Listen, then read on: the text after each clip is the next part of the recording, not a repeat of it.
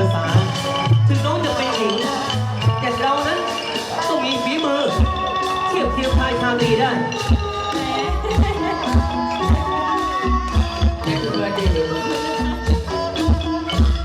เราแก่ไปอีกปีแล้วนะกระดูกกระเดี่ยวไม่ค่อยดีแล้วนะแหมตบตัวให้ติ้วหน่อยเก่งมากเลย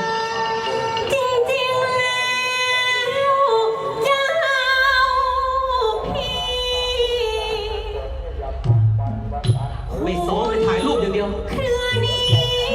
แสนร้ายเขาแย่งคู่ปูแมงร้ายเพราะปูต้องหายอาจงาน